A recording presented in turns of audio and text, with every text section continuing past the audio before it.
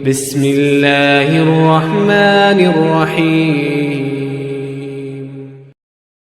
Nah, karena waktu kita terbatas, kita tidak tahu kapan akan pulang.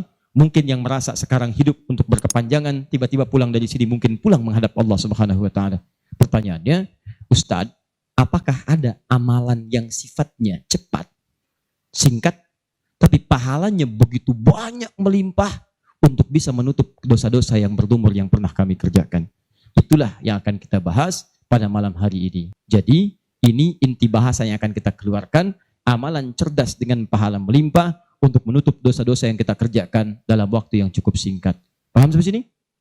Nah, ini mukadimah kedua, baru kita masuk pada isinya. Saya coba hapus dulu ya. Biar saya aja, biar pas ngapusnya. Ya. Nah, ini caranya Mas. Nah, apa-apa, ini biasa. Kedatangan pertama, datang sendiri, tenangin sendiri, nulis sendiri, ngapus sendiri. Ya. Kadang dibantuin, salah hapus, kita tulis lagi. Luar biasa. Masya Allah. Baik. Amalan itu banyak. Salat, sedekah, infak, dan amal lainnya. Tapi persoalannya, waktu kita terbatas. Begitu mengerjakan, ada yang wafat. Begitu belum mengerjakan, ada juga yang meninggal. Sekarang kira-kira, yang pahalanya banyak saat dikerjakan, yang kalau itu didapatkan, dosa-dosa banyak dihapuskan. Jadi kalau yang tadi biasa ngapus satu, ini langsung. Begitu dikerjakan, wah 1000 pahala datang, 1000 dosa gugur. Apa saja amalan itu? Kita mulai. 1. Semua amal kebaikan yang kita kerjakan, yang jadi amal saleh, bernilai hasanah, itu dalam fikih disebut dengan sedekah namanya.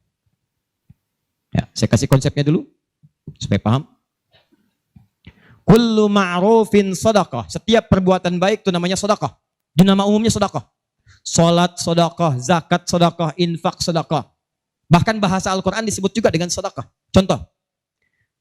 Zakat ketika disebutkan dalam Al-Qur'an namanya sedekah. Ya, Quran surah ke-9 ayat 103. Khudz min amwalihim sedekah. Ambil zakat dari harta mereka, tapi disebutnya dengan sedekah. Ya, dikeluarkan pada 8 golongan sedekah. Ayat ke-60-nya, innamas shadaqatu lil fuqara. Infak sedekah. Buka Quran surah kedua ayat 264, paling kiri sebelah bawah. Ya ayyuhalladzina amanu la tubtilu shadaqatikum bil manni wal adza. Jangan kalian batalkan sedekah-sedekah kalian dengan perbuatan yang merusak. Apa contohnya? Kalladzi yunfiqu malahu ria'an nas, seperti orang infak yang ria. Jadi infak disebut dengan sedekah. Di semua perbuatan baik kita, salat kah, haji kah, umrah kah, puasa kah, semua namanya sedekah dalam fikih. Nah, sedekah ini kemudian oleh Nabi dibagi kepada 2 bagian. Ya. 1, ada sedekah yang saat dikerjakan itu pahalanya terus ngalir tuh. Terus mengalir. Bahkan dahsyatnya, maaf sekali, orangnya wafat pun tuh pahalanya terus datang sampai dengan kiamat. Di sepanjang di muka bumi ini belum kiamat, maka pahala akan terus datang, ngalir.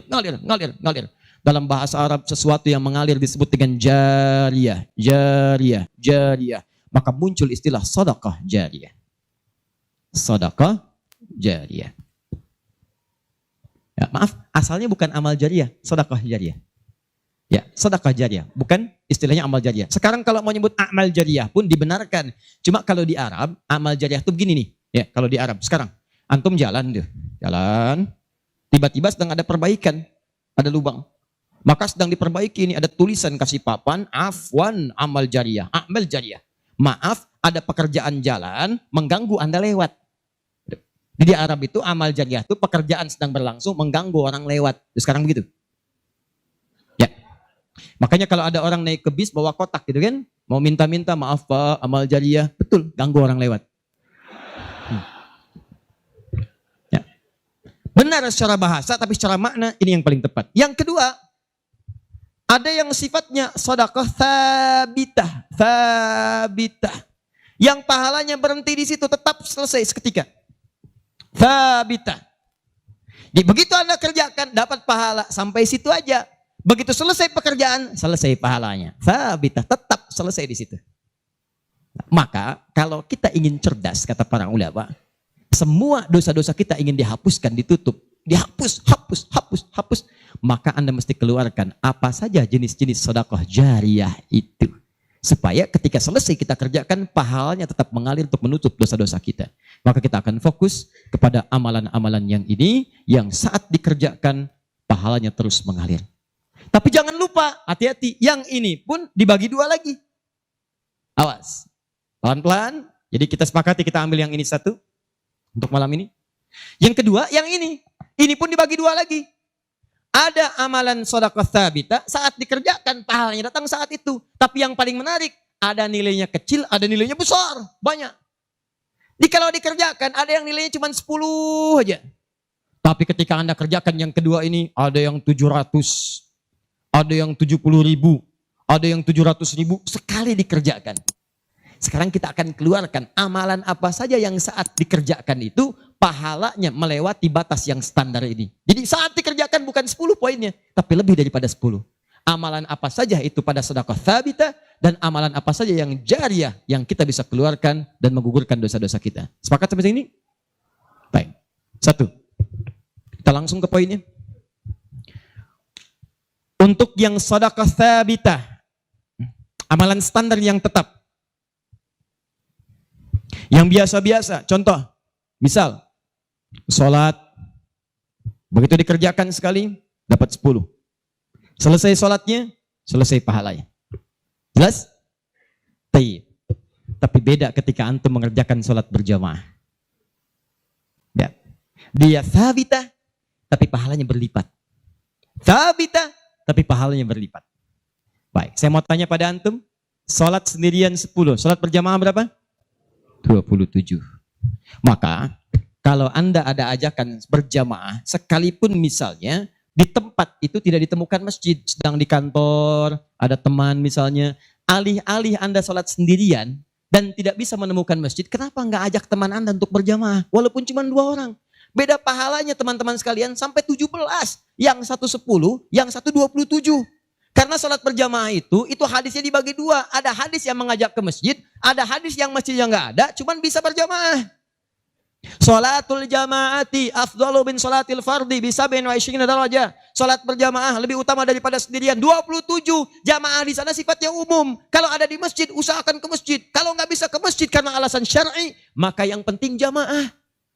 Saya suka bingung nih, ini kan di rumah kamar banyak, tempat luas. Kenapa kok bisa di rumah ada 5 orang? Ini ada istri, ada suami, anaknya 2, asisten rumah tangga 1. Kok bisa ini sholat di kamar yang ini sholat di kamar yang ini sholat di ruangan yang ini? Kenapa di rumah itu nggak kumpul satu tempat berjamaah? Pahalanya 27. 1 kedua 500 tahun. 2 ketiga 500 tahun. Jadi kalau antum sedang lupa-lupa tuh, ingat-ingat dosa. Daripada milih sendirian cuma 10, berapa dosanya pada saat itu? Boleh jadi pahala sholat antum 10, tapi dosanya pada hari itu 20. Tuh. Bagaimana cara nutupnya? Maka biasakan naikkan. Jamaah. 1, sholat berjamaah. Karena itu panggilan-panggilan sholat dalam Al-Quran seringkali menggunakan bentuk jamaah. Silahkan cek. Panggilan sholat pertama Al-Baqarah ayat ketiga. Alladzina yu'minuna bil ghaib wa yuqimun, tunaikan dengan orang banyak, bentuk jamak. Mereka tunaikan dengan orang banyak, kerjakan dengan banyak orang. Makanya kalau bisa berjamaah, kenapa mesti sendirian? Jelas sampai sini? Kalau antum ke masjid itu lebih banyak lagi.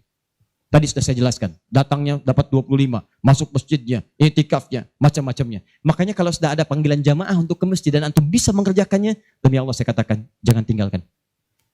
Jangan tinggalkan. 1. 2. Saya sebutkan yang banyak saja supaya agak cepat. 2. Membaca dan menghafalkan Al-Quran. Membaca dan menghafalkan Al-Quran. Amalan kelihatannya sederhana, tapi pahalanya begitu berlimpah. Insya Allah. Tahan sebentar. Tadi kalau sholat sendirian, berapa pahalanya? 10 sholat.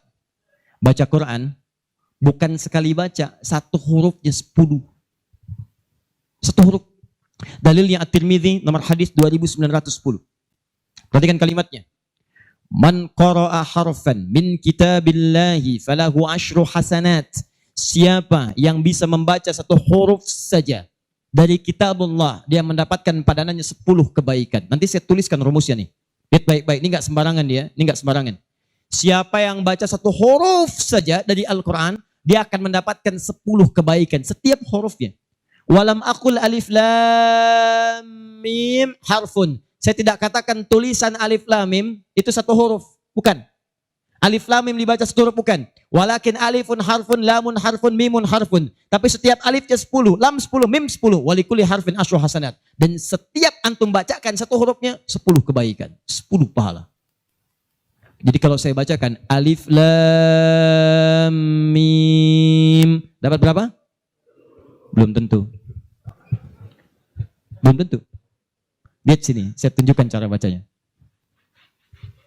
Sebagian kita mengira itu kecil, tapi menurut Allah itu luar biasa. Perhatikan baik-baik. Lihat sini. Tahan. 1, 2, 3. Baca. Alif lam mim. Baca lagi, Pak. Bagus. Ada lagi yang bisa dengan tajwidnya yang lebih bagus? Siapa lagi? Boleh, silakan angkat tangan.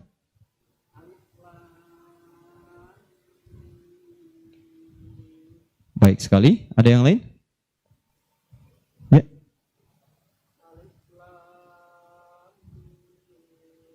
Bagus. Dikit lagi. Ada yang lain? Satu lagi. Masya Allah.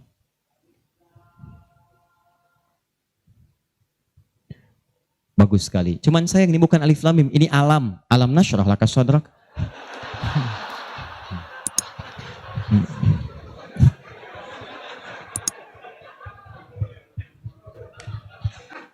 Saya mau katakan, kalau Quran ini seperti tuduhan orientalis dan orang-orang menuduh Quran buatan Nabi Muhammad, padahal dulu tidak ada harakatnya, maka semua kalimat ini yang tertulis begitu akan dibaca sama. Tapi Masya Allah, yang satu alif lam mim, yang satu dibaca alam. Alam nasyrah laka sadrak. Alam tara kaifa fa'ala rabbuka bi ashabil fil. Tapi tiga-tiganya memiliki kesamaan dalam bentuk tulisan. Perhatikan baik-baik. 1, 2, 3. Kata Nabi, lihat. Jangan katakan alif lam mim satu huruf, tapi alifnya 1, lamnya 1, mimnya 1. Walikuli harfin asyru hasanat. Setiap hurufnya 10 kebaikan. Jadi kalau saya bacakan alif lam mim, ada berapa huruf? Kalau hitungan kita biasa, maka kita akan lihat 1, 2, 3. Tapi kalau antum belajar ilmu arud itu diantaranya ilmu salah satu ya, untuk bisa menuliskan apa yang diucapkan, bukan apa yang tertuliskan lewat simbol. Dan itulah teman-teman sekalian menjadi ukuran banyaknya pahala yang kita dapatkan. Tahan. Di ilmu bahasa Arab ada 4 cabang ilmu. 1 nahwu, 2 sharaf, 3 balaghah, 4 arud. Ini yang utama. Arud dibagi ke 16 cabang lagi, namanya bahar. Ada bahar tawil, ada rajaz, ada madid, ya, dan seterusnya. Tawilun lahu dunal buhuri fadailu, fa'ilun mafa'ilun, fa'ilun mafa'ilu. Rajas, mustafilun, mustafilun, mustafilun, mustafilun, mustafilun, mustafilun. Alfiyah itu Ibnu Malik rumusnya rajas. Kalamuna lafdhun mufidun kastaqim, wasmun mafi'lun thumma harfunil kalim, wahiduhu kalimatun wal qawlu am, wa kalimatun biha kalamun qad yu'am, bil jardi wat tanwini wan nida wa al, mustadin lil ismi tamyizun hasal, bita fa'alti atat wa ya if'anli wa nunik balanna fi'lun yanjalli. Itu rumusnya rajas. Tapi jangan antum heran, banyak orang mendalami kaidah ini untuk membuat puisi Arab, lupa kalau ilmu ini bisa digunakan untuk membaca hadis-hadis Nabi. Dalam ilmu arud, jangan antum menghitung apa yang tertulis, tapi hitung bagaimana itu dibaca lewat bunyi yang terdengar. Perhatikan baik-baik. Ini tadi huruf apa? Alif. Maka cara menulisnya begini. Alif. Kata Nabi, alif. Nih. Berapa huruf? Setiap hurufnya 10. Jadi dari sini saja ada 1, 2, 3. Dapat berapa? Belum tentu. Karena ini hamzah. Oh. Ha, mim, zal, ta. 1, 2, 3, 4. Jadi dari sini aja ada berapa? Belum tentu. Kan ini ha tuh. Ha-un 3. Anda yang suka menghitung, maka akan mendapatkan pahala sesuai hitungan. Anda yang berniat ikhlas karena Allah, maka Anda akan mendapatkan lebih daripada apa yang Anda hitung. Rumus ini ditemukan di Quran surah kedua ayat 261. Paling kiri sebelah atas.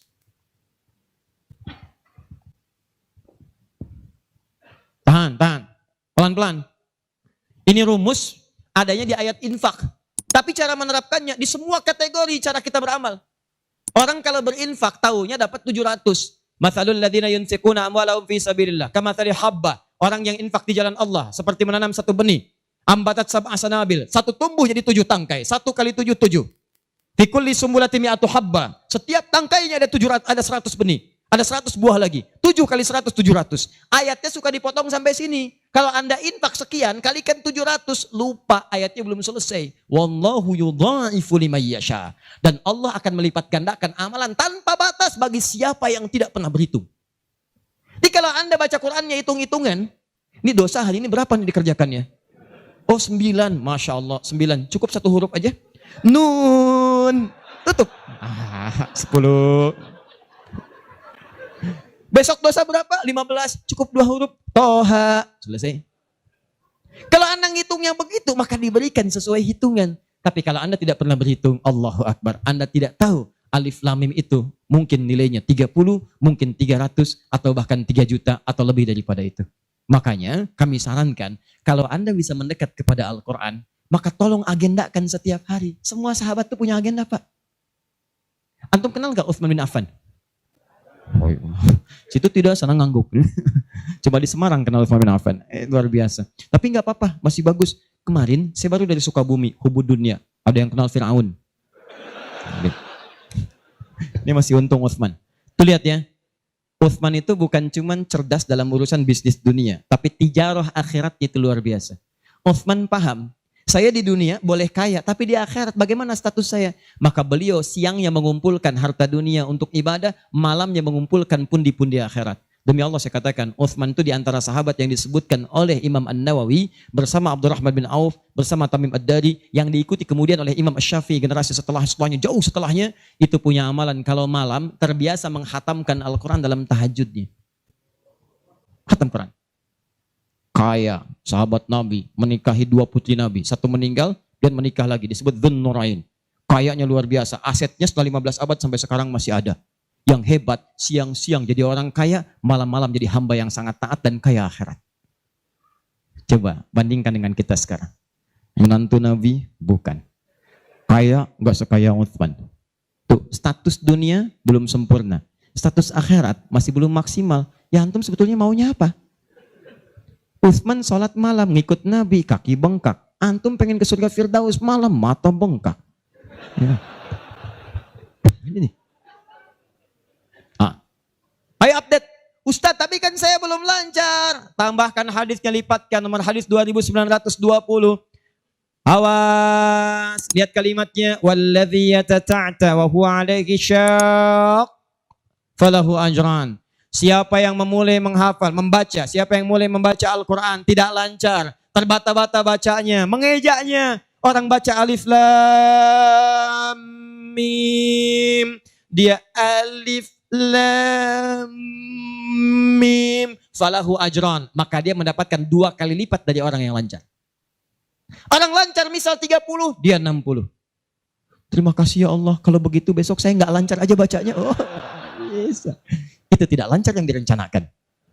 Yang lancar diikuti oleh malaikat ma'asyafaratil kirabil bararah. Yang belum lancar diapresiasi karena perjuangan kesungguhannya, bacaannya dapat nilai, perjuangannya mendapatkan nilai di sisi Allah Subhanahu wa ta'ala. Karena itu saya sarankan, maaf, mulai sekarang antum bikin kurikulum. Nih, 1 tadi, bikin tabel begini. Nih, saya katakan pada teman-teman juga yang di Bekasi, yang di Jakarta, ya, saya kasih 2 amalan dulu nih. Mulai sekarang, antum bikin begini. Tahan ya teman-teman sekalian, nanti saya sampaikan bagaimana seorang Mu'adz, orang Mesir, baru kecil belum balik sudah menyiapkan amalan ini. Punya program. Nih, harinya nomor 1, 2, 3 dan seterusnya. Ini misalnya harinya apa besok. Amalannya apa? Mulai dengan sholat di sini, jamaah. Ini tadi bacaan Al-Quran. Kalau bisa, saya sarankan setiap hari mulai menghafal, walaupun cuma 1 ayat. Usahakan menghafal. Demi Allah saya katakan, pahala menghafal Quran lebih banyak daripada baca. Paling minimal 4 kali lipat. Karena itu ayat menghafal disebutkan 4 kali dibandingkan ayat baca. Silahkan cek Quran surah ke-54. Ayat 17, ayat 22, ayat 32, ayat 40. Saya ulangi, ayat 17, ayat 22, ayat 32, ayat 40. Ada? 17, 22, baik. Kemudian 32 dan 40. Kenapa ketawa? Benar kan? 4 ayat 17, ayat 22, kemudian ayat 32 dan 40. 17, 22, 32, 40. Berapa kali disebutkan? Walaqad yassarnal Qur'ana lidzikri. Sungguh telah kami mudahkan Al-Qur'an untuk dihafalkan, diingat. 4 kali disebutkan. Ya, maka ada yang menyebutkan menghafal Quran itu keutamaannya 4 kali dibandingkan dengan sekadar membaca. Baca. Orang baca itu biasanya cuma sekali. Dzalikal kitabu la raiba fihi hudal lil muttaqin. Sekali. Tapi orang menghafal jangan harap sekali. Dia akan terus mengulang. Dzalikal kitabu la raiba fihi la raiba fihi ذلك الكتاب لا ريب فيه ذلك الكتاب لا ريب فيه هدى للمتقين ذلك الكتاب لا ريب فيه هدى للمتقين ذلك الكتاب لا ريب فيه هدى للمتقين. Pertanyaan saya, berapa banyak pahala didapatkan? Berapa huruf dia bacakan? Makanya kalau antum ingin melipat gandakan pahala dengan banyak, dalam satu hari antum punya agenda. Boleh antum baca, misal target sehari saya baca misal 1 halaman dan hafalkan 1 ayat. Kalau antum sudah punya kebiasaan begitu, demi Allah saya katakan, Allah akan merubah keadaan hidup Anda jadi lebih nyaman. Tidak cukup dengan amin. Baca, hafal. Wah, Masya Allah. Syukur-syukur begitu sedang sholat berjamaah, minta sujud, terus meninggal, gitu kan? Wah, itu paling enak. Mau begitu? Di subuh ya. Itu pun kalau tiba ajalnya. Ya, bacaan Quran lebih lebat lagi. Ya, jadi kalau antum bisa seperti itu, nanti bonusnya banyak. Di alam kubur, jasadnya akan utuh. Dan di akhirat diberikan mahkota. Dan yang ketiga diberikan peluang untuk memberikan syafaat dengan izin Allah dengan Qurannya kepada anggota keluarganya. Ahli Quran itu, kalau dia hafal kemudian Qurannya, benar menghafal Qurannya, maka saat di akhirat akan langsung dimuliakan oleh Allah. Dipakaikan jubah kehormatan dan membimbing, menggandeng bapak ibunya yang saleh, yang beriman, beserta pasangannya dan keturunannya untuk dibawa masuk ke surga. Itu ada di Quran surah ke-35 ayat ke-33, ditafsirkan dengan Quran surah ke-13 ayat 23 sampai 24 dengan awal kalimat yang sama. Jannatu 'adnin yadkhulunaha. Ada para penghafal Quran masuk surga Aden di Quran surah 35 ayat ke-33. Jadi masuknya dari surga Aden menuju tingkat surga yang paling tinggi. Tertingginya apa? Banyak. Nanti ada dengan para nabi, ada orang yang sesurga dengan para nabi di Quran surah keempat ayat ke-69. Ya. Wa may yuti'illaha wa rasul fa ulaika ma'al ladzina an'ama Allahu 'alaihim minan nabiyyin. Ada orang-orang yang masuk surga, orang taat kepada Allah dan Rasul. Taat sekali. Saat di surganya, semua dengan Nabi. Sesurga bersama semua Nabi. Jadi ada beberapa Nabi, ada semua Nabi. Kalau beberapa Nabi namanya Anbiya. Makanya di surah Al-Anbiya, surah ke-21, dikisahkan beberapa Nabi. Tapi kalau semua Nabi, itu Nabiin namanya. Dari Nabi Muhammad SAW sampai Nabi Adam. Ada semua. InsyaAllah. Muhammad SAW bin Abdullah, bin Abdul Muttalib, bin Hashim, bin Abdul Manaf, bin Qusay, bin Murrah, bin Kilab, bin Ka'ab, bin Ghalib, bin Fihir, bin Malik, bin Nadar, bin Kinana, bin Khuzaimah, bin Mudrika, bin Ilyas, bin Nizar, bin Mudar, bin Ma'ad, bin Adnan, bin Adi, bin Adri, bin Muqawwam, bin Nahur, bin Tari, bin Ya'rub, bin Yasub, bin Nabit, bin Ismail AS, bin Ibrahim AS, bin Azar, bin Nahur, bin Abir, bin Kinan, bin Al-Fakhshad, bin Sam, bin Nuh AS, bin Mikhlain, Matusyara, bin Kinan, bin Anwas, bin Tith, bin Adam AS. Kumpul semua. Jauh Nabi Ibrahim ke kanannya dari Sayyidah Sarah, muncul kemudian Ishak, dari Ishak Yakub, dari Yakub turun Yusuf, dari Yusuf terus sampai dengan ke Musa, ke Daud, ke Sulaiman dan seterusnya, muncul sampai ke Nabi Isa. Nabi Isa bapaknya Imran menikah dengan Hannah, samping kirinya kemudian ada Zakaria. Terus itu semua nabi antum bisa lihat.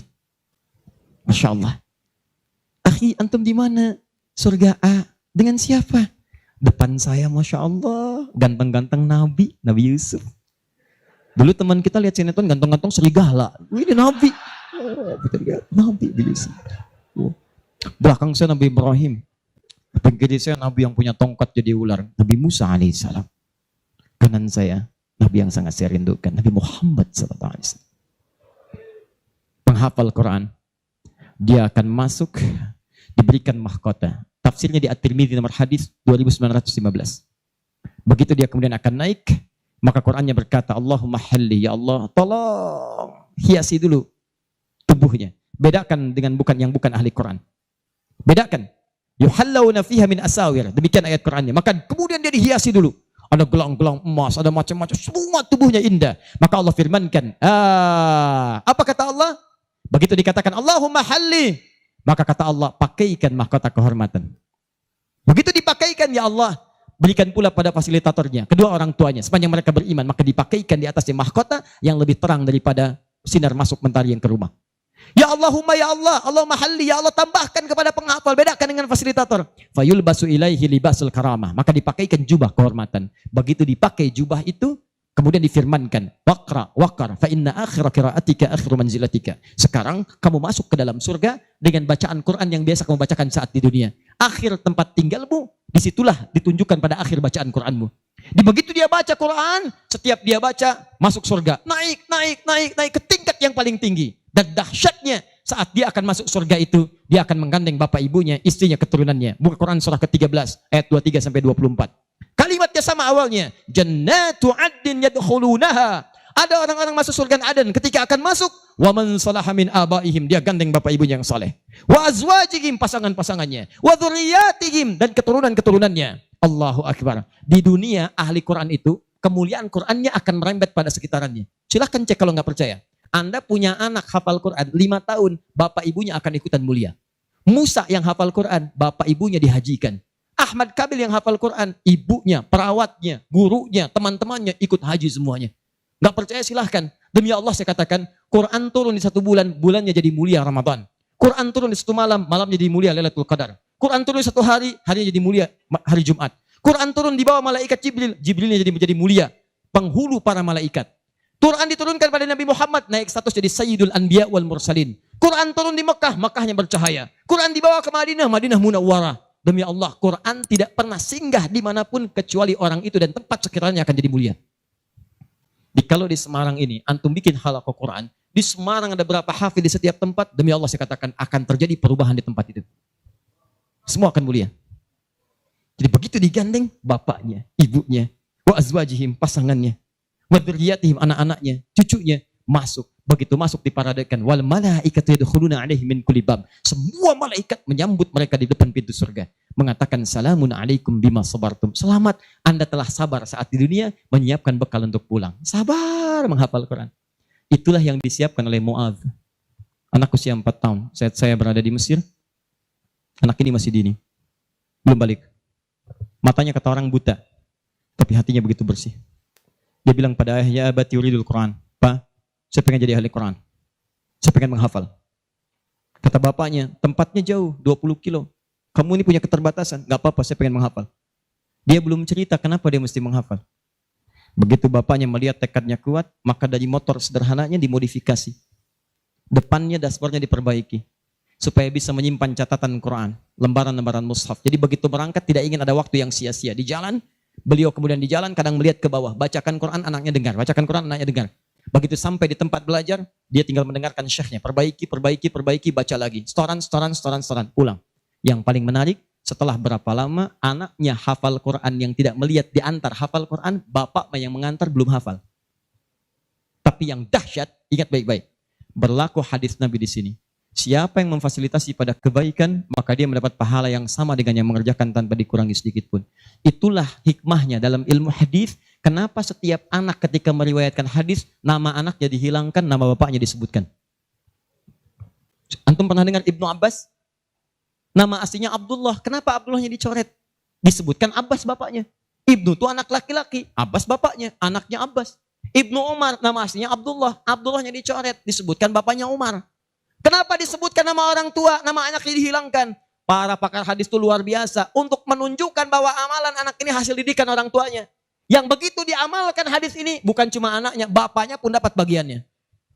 Abbas itu pengusaha, Abbas itu pedagang, sibuk luar biasa, masih sempat mampir ke majelis Nabi. Cuman nggak selamanya bisa di situ karena ada kesibukan berbisnis. Maka beliau menginvestasikan anak bungsunya, namanya Abdullah kecil, untuk belajar di majelis Nabi. Boleh saya nggak ikutan, tapi anak saya mesti ikut untuk menyampaikan ke keluarga. Maka disimpan di situ. Anaknya masih muda, kecil, dengar, kadang merangkak, kadang main dan seterusnya. Tapi tahukah Anda, begitu Nabi wafat, Anak itu usia 13 tahun. Nabi wafat sudah hafal 2000 hadis. Yang mesti Anda tahu, setiap beliau meriwayatkan hadis, dibuang kalimat Abdullahnya, disebutkan Abbasnya. Karena peran ayahnya yang mendidik dengan baik, maka setiap hadis ini disebutkan Abbasnya dapat, Abdullah kecil dapat. Semuanya dapat. Demikian dengan Quran. Bapaknya mengantar belum hafal, anaknya hafal. Begitu sudah hafal, di sini saya mau sebutkan. Perhatikan baik-baik. Datang reporter Kuwait. Dengar kisahnya. Begitu ditanya, kenapa Anda mau menghafal Quran? Perhatikan jawabannya. Nih, yang mau saya katakan. Saya menghafal Quran untuk mencari bekal bagi saya pulang. Saat saya menghadap kepada Allah sendirian, tangan saya bergetar, kaki saya bergetar. Saya tidak akan ditemani lagi oleh ayah yang mengantarkan saya dalam hafalan. Ibu saya tidak akan menemani, saudara saya tidak akan menemani. Saya akan sendirian bersama Allah. Ini anak masih kecil, mata nggak bisa lihat, belum balik, sudah punya pikiran demikian. Kalimatnya apa selanjutnya? Kata beliau, saya akan katakan di hadapan Allah dengan perasaan gemetar. Ya Rabb, jika memang bekal saya belum cukup untuk mendapatkan ridhamu sampai saat ini, maksudnya surga, maka mohon ya Allah, kurangi siksaan saya di neraka dengan Quran yang telah saya hafalkan ini.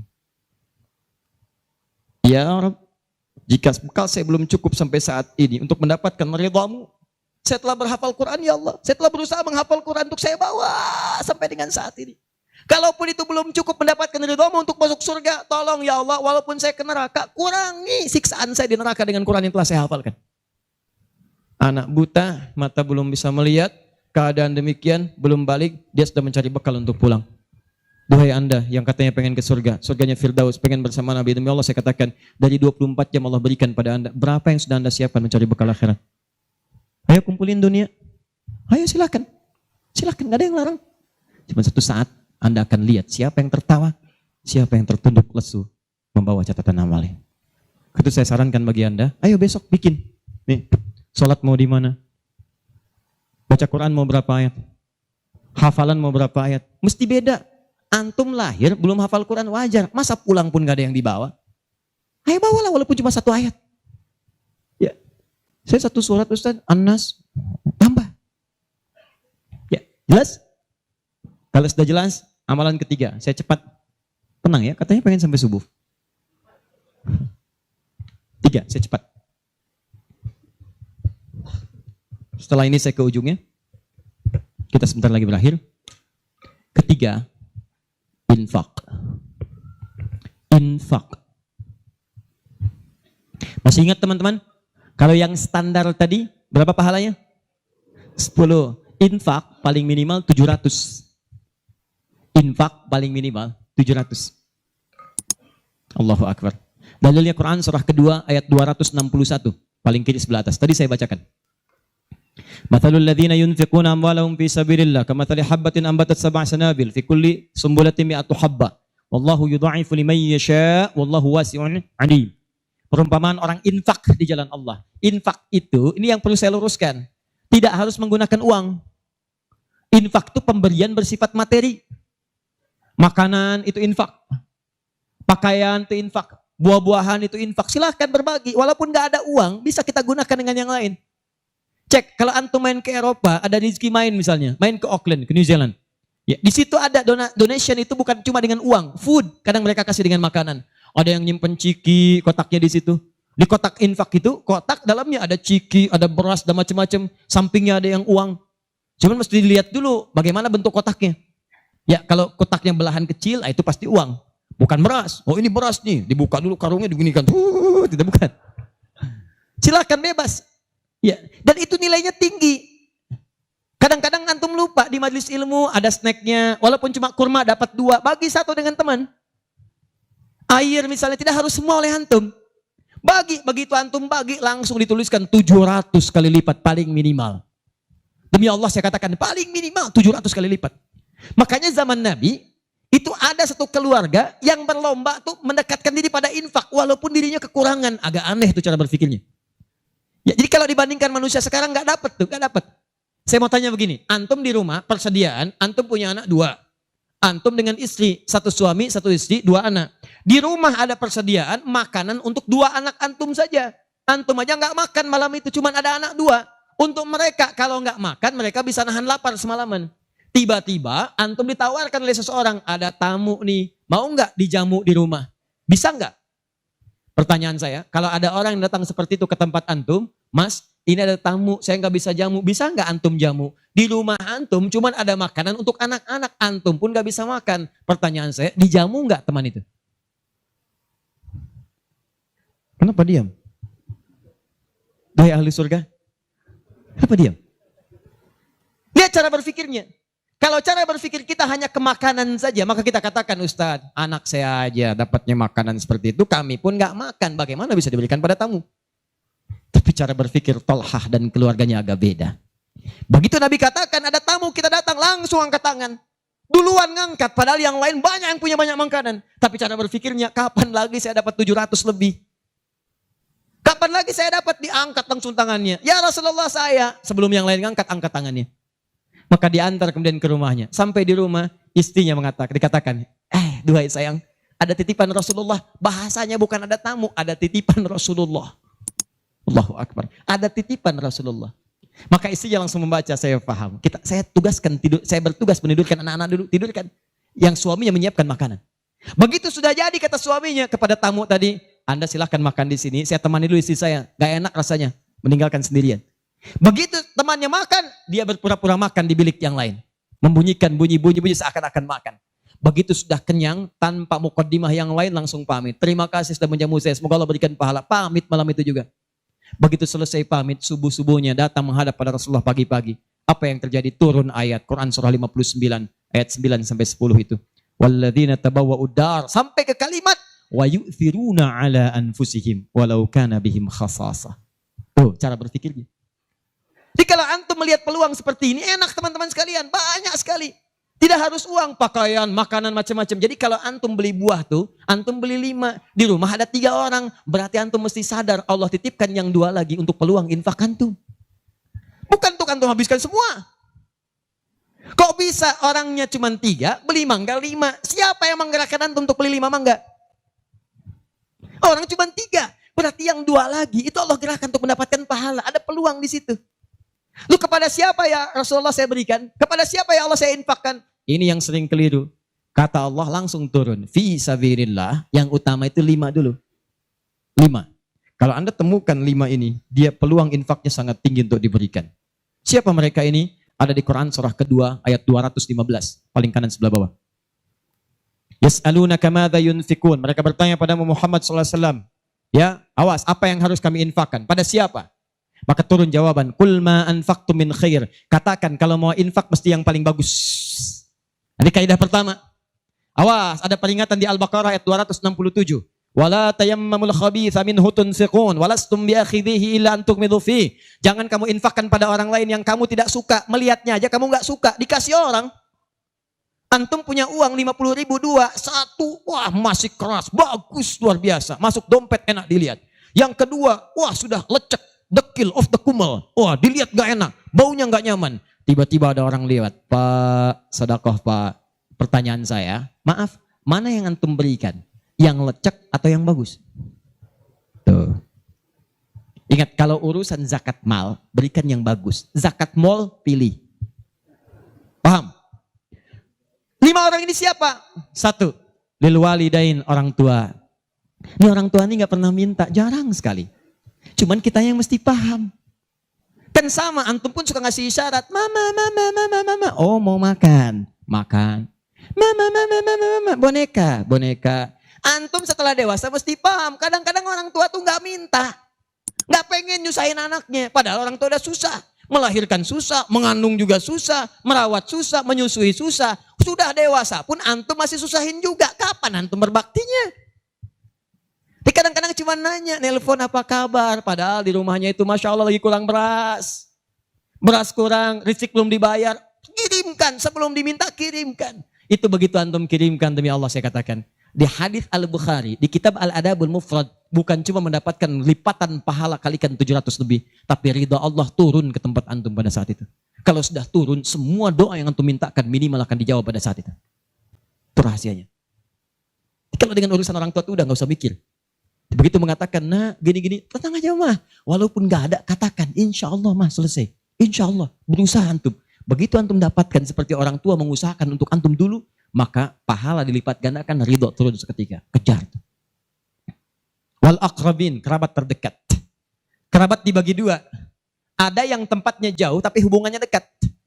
Punya saudara sekandung, tinggalnya di Palembang, antum di Semarang. Ayo kirimkan. Anak bibi nggak bisa nih pendidikannya, bantu. Antum ada, bantu. Nilainya tinggi. Jangan dikira ringan. Nih bagian kedua nanti kalau saya terangkan banyak nih. Tenang aja, kita masih sampai subuh. Nah, bagian kedua. Saya ikutin deh. Antum jual saya beli. Ya, cuman saya beli sampai 9:30. Paham? Ayo akrabin. Yang kedua itu maaf. Golongan kedua akrabin bisa tetangga. Orang yang tidak ada hubungan famili secara mahram cuma tetangga antum. Tapi kalau yang kedua ini, Allahu Akbar, indahnya Al-Quran. Cek oleh antum, silahkan cek. Walaupun beda agama, itu tetap ada peluang infak. Gak ada ketentuan ini kecuali di Quran. Gak ada aturan ini kecuali di hadis. Buka Quran surah ke-31 ayat 15 paling kiri sebelah atas. Ada anak muslim, orang tua belum Islam, belum dapat hidayah. Kata Allah, urusan untuk ibadah pisahkan.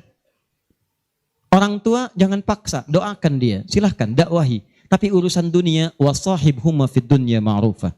Wa in jahadaka ala an tusyrika bima laysa laka bihi ilmun fala tuti'huma. Urusan ibadah masing-masing kalau diajak-ajak enggak usah ditaati, tolak dengan cara yang lembut. Lembut. Tapi kalau urusan dunia bagi.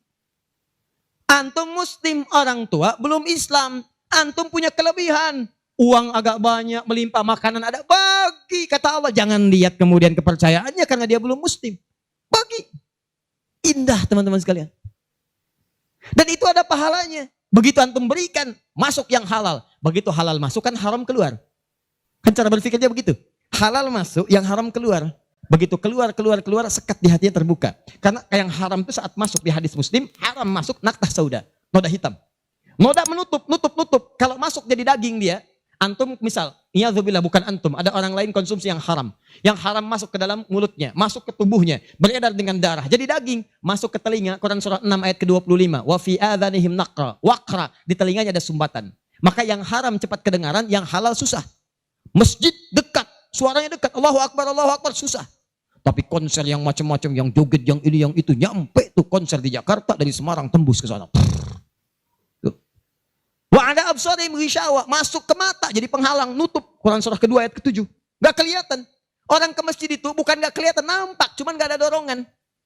Akhi, ayo ke masjid. Ya, alhamdulillah, nanti. Padahal yang besar lewat, kecil lewat. Yang paling aneh tuh begini, kok bisa antum lewat depan masjid padahal bisa lewat jalan lain? Kenapa Allah antarkan sampai lewat depan masjid? Jadi kalau sudah Allah antarkan ke tempat-tempat yang baik, belum ingat Allah juga, antum mesti diantarkan kemana lagi? Tuh. Kok bisa antum lewat dengar adzan, padahal bisa antum lewat jalan lain gak kedengaran adzan. Kenapa kemudian yang dengar antum? Kok bisa lewat jalan itu kelihatan mata, padahal bisa ada jalan lain. Kok bisa ngelihat?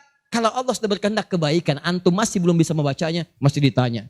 Itu pasti ada maksiat masuk. Caranya keluarkan. Kalau yang haram masuk, masukkan yang halal. Maka yang haram akan dihancurkan. Hancur. Kemudian muncul yang halalnya. Kalau halal sudah masuk, maka hati itu akan mudah untuk mendekat kepada Allah. Doakan. Demikian tetangga kita. Jangan dikira tetangga antum yang muslim saja. Mungkin kita ada non muslim samping kita. Mungkin ada yang Kristen, ada yang Hindu, yang Buddha. Dalam hubungan keduniaan indah. Silahkan berbagi. Apa antum gak pernah dengar hadis Nabi? Siapa yang masak makanan, baunya sampai ke tetangganya, maka bagilah dia walaupun cuma kuahnya. Tapi maksudnya bukan daging yang antum makan, kuahnya antum bagi. Bukan. Tidak. Maksud hadis itu walaupun cuma masak kuah, bagi juga supaya dia tidak negatif thinking, tidak salah paham. Antum gak ada ayam, adanya singkong, cuman dimasak bumbu opor. Bumbunya opor, tapi dagingnya singkong. Dimasak gak antum bagi, tetangga bilang, oh masak opor enak nih, padahal singkong. Dibagi walaupun cuma kuahnya. Tapi pertanyaan saya, apakah hadis itu mengatakan kalau tetangga anda muslim saja? Tidak. Never. Walaupun dia non muslim, masak. Bagikan sebelum dia menghirup baunya, ketuk pintunya. Begitu diketuk dia keluar. Ada apa Pak? Ini ada makanan, walaupun sedikit mudah-mudahan bisa bermanfaat. Bapak baik sekali, terima kasih. Bukan baik, Allah yang memerintahkan saya untuk berbagi. Dan saat itulah kalimat Allah mengalir di hati yang paling bening, menghunjam ke jiwanya. Masuk jadi hidayah. Masya Allah, besok-besok dia ketuk pintu kan, Assalamualaikum, udah minta Assalamualaikum tuh. Sebelumnya tidak. Begitu dibuka sambil mengembalikan yang kemarin, ya panci yang kemarin dikembalikan. Pak, ini apakah Allah sudah memerintahkan berbagi lagi hari ini? Oh, lumayan. Nggak ada aturan kalau bukan non muslim jangan bagi. Nggak ada, indah dalam Islam itu. Jadi walaupun Anda kasih ke yang non muslim, pahala dituliskan. Jadi jangan pilih-pilih kalau urusan dunia. Anda masak, ini samping Islam, sampingnya lagi Kristen, sampingnya lagi kemudian muslim, non muslim. Bagi yang muslimnya, yang non muslim tidak. Begitu dia ngelihat kelewatan dipanggil Anda. Pak, kayaknya enak makanannya ya. Memang enak Bu, cuman sayang ibu kafir. Oh, kok begitu? Nggak ada. Jadi bagi teman-teman, silahkan. Dan pahalanya ada, indah. Cuman di kita tuh, coba lihat aturan antum bang aja deh. Kita fikirnya kumpulin lagi. Bab tumbuhan, sekarang kan lagi musim rambutan ya. Rambutan. Tuh, antum di pekarangan ada rambutan, tumbuh. Pohon rambutan, pekarangan antum. Cuman sayang buahnya ke tetangga antum. Pus ke sini. Maka dalam kaidah fikih disebutkan hakun mushtarak. Ini hak bersama antara antum dengan tetangga. Kenapa? Karena antum keluar rumah kelihatan cuman pohonnya. Dia keluar rumah kelihatan buahnya. Dan yang paling menarik, dia udah lihat buah, daunnya jatuh ke bawah.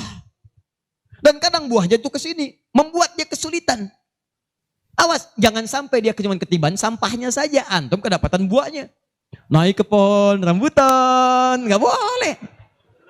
Apa yang harus antum lakukan? Datangi dia, ketuk rumahnya. Sampaikan, Pak, maaf saya cuma mau ngasih tahu, itu ada pohon rambutan. Iya, saya juga tahu, punya bapak kan? Bukan, itu memang pohon saya. Cuma buahnya merambat ke tempat bapak. Terus, itu hak kita bersama. Bapak nggak usah minta. Begitu inginkan, ambil aja. Silahkan dapatkan. Aturan dari mana itu? Ini Rasul saya yang mengajari. Nabi Muhammad SAW. Bapak keluar, lihat buahnya. Saya keluar cuma lihat pohonnya. Kalau bapak pengen, ambil aja. Wah, hebatnya Islam. Terima kasih Pak. Insya Allah. Udah insya Allah tuh. Nanti saya ambil. Udah, pergi tuh. Ambilin, dan kita senang lihat ya, begitu diambil pahala. Setiap satu buah 700 pahala. Setiap satu buah 700.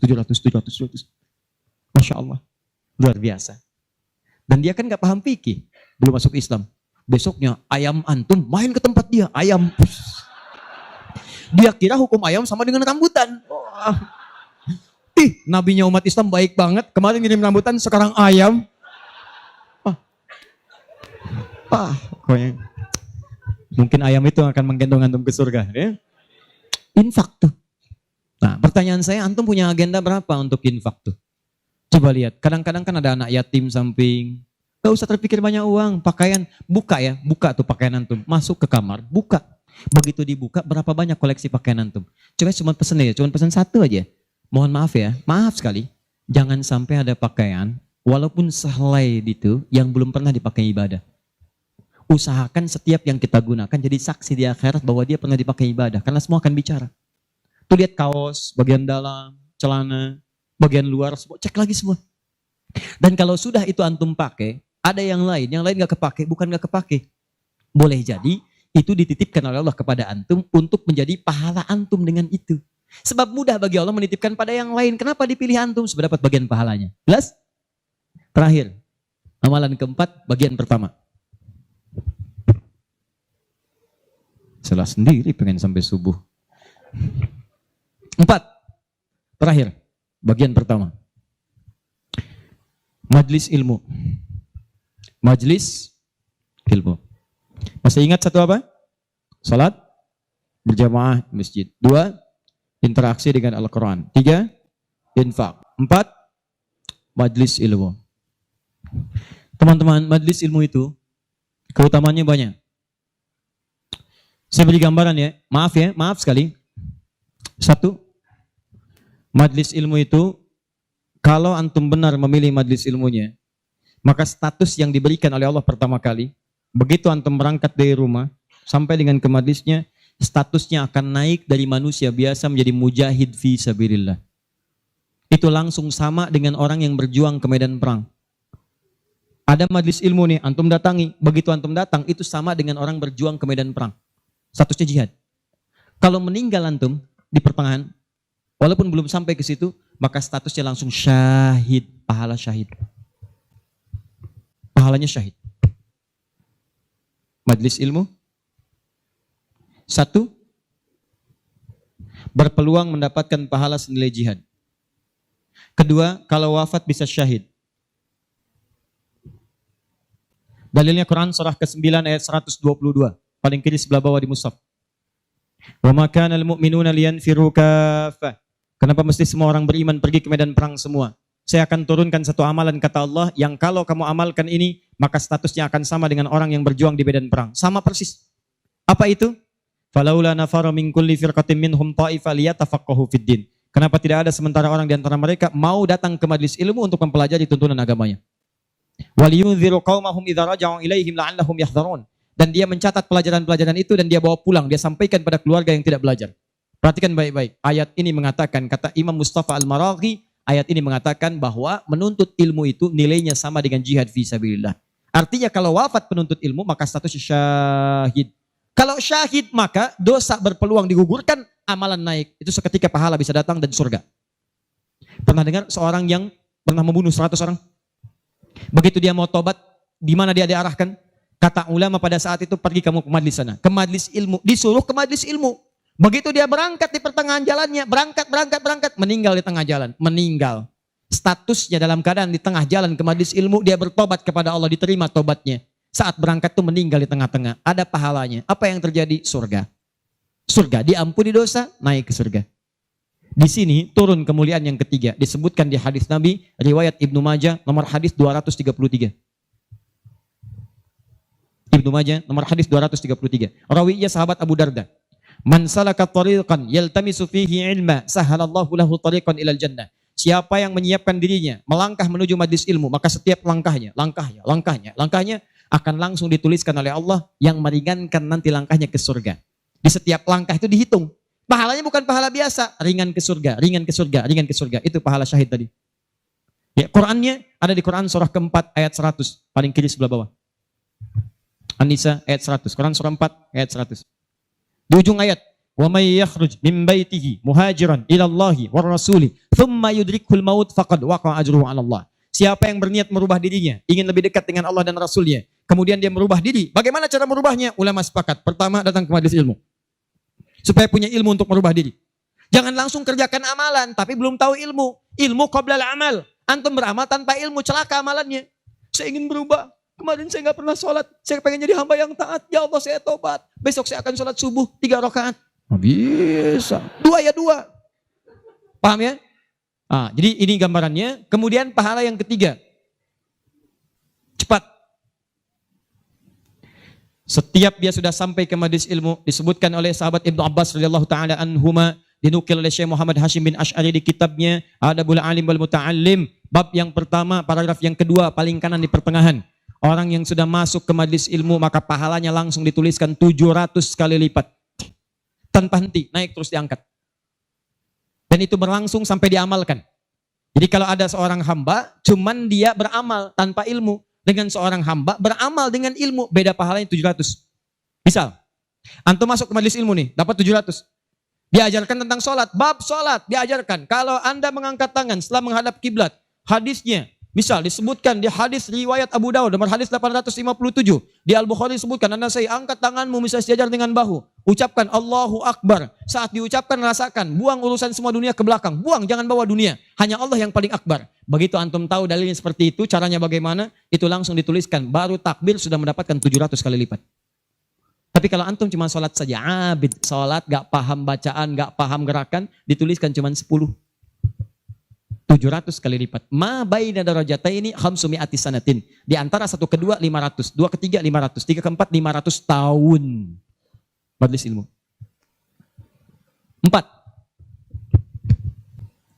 Di hadis yang tadi, di Ibnu Majah nomor hadis 233 dari sahabat Abu Darda, orang yang menuntut ilmu itu teman-teman sekalian langsung, ya, wa innal malaikata la tadau ajnihataha ridwan li talibil ilmi, mendapatkan ridha malaikat, mendapatkan ridha malaikat. Jadi antum jangan dikira biasa nih, Dari sejak berangkat sampai ke sini, itu malaikat menaungi antum, membentangkan sayapnya.